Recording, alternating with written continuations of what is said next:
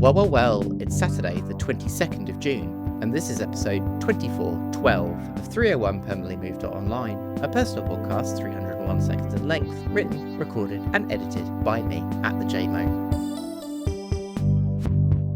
I've been trying recently to be sensitive about my experience of the internet, trying to figure out how to describe what it feels like to be online in 2024. One of the metaphors that seems to be evolving out there in cyberspace to describe the condition that I'm sensing is flatness. New Models recently put out a great episode where they discuss the concept. It's such a great word that describes exactly how the internet feels to me right now. Back in 2021, I made reference to the idea that code space has a surface, which spawned an interesting back and forth over email with a UX designer about what I meant by it. Here's some of what I wrote. The surface of a code space is a membrane, a fold, a translucent broom, a coating, a dermis, nebulous, transparent, and opaque. It is the midmost point between the total abstraction of the machine and human comprehension. Everything one perceives about the workings of software occurs at the surface. We meet the machine in the middle. The UI and UX are parts of the surface, but not the whole. You feel the software surface, you don't see it. I went on to say that to my mind, the surface of software is a hallucinatory architecture constructed in the mind of the user, where the workings of the machine are comprehended and understood. Now, quoting myself at length there, probably made things about as clear as mud, but stay with me.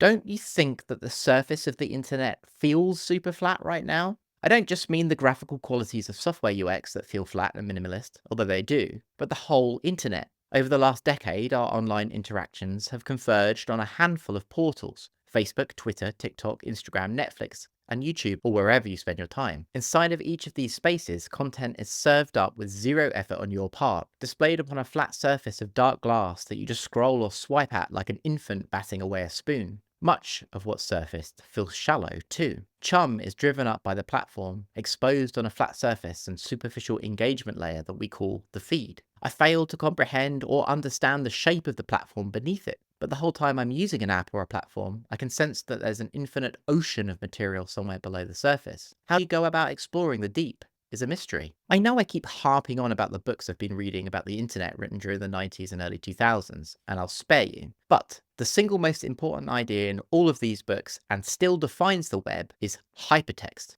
the promise of a vast interconnected virtual space for dynamic idea interaction. And this is where the rubber meets the road in our present moment. If you dislike how things are unfolding with the platforms and social media, or are sick of the all-pervasive flatness that everything radiates, or are annoyed about the inanity of content and culture online, we need to move towards depth. We need to embrace hypertext and hypermedia. What's been of interest to me recently are CD-ROMs. I got a book on eBay recently called On a Silver Platter, CD-ROMs and the Promises of a New Technology. It was published in 1999, just as hypermedia was being killed off by the web's rise. So it's a collection of essays about what was actually created rather than the potential and promise of the medium generally found in earlier writing. CD-ROMs were rich in interactivity, from encyclopedias to games, offering people unique experiences. Users engaged actively, exploring self-contained code spaces, discovering routes through the media at their own pace, which contrasts starkly with today's passive, flat consumption model. Reading it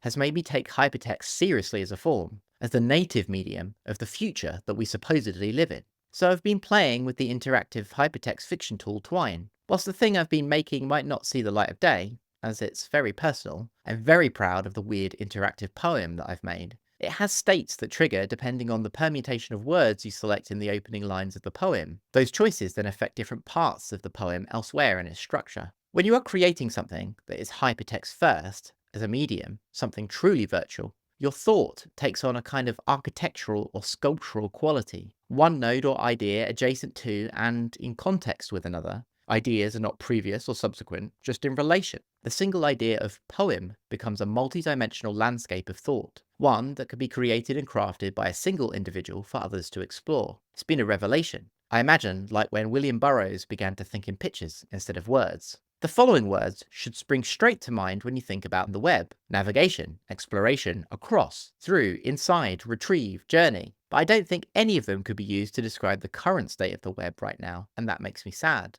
Hypertext is the web's native medium. Interactive media was part of the promise of the internet. It transforms the reader from passive consumer to active participant. To escape flatness, we must move towards hypermedia.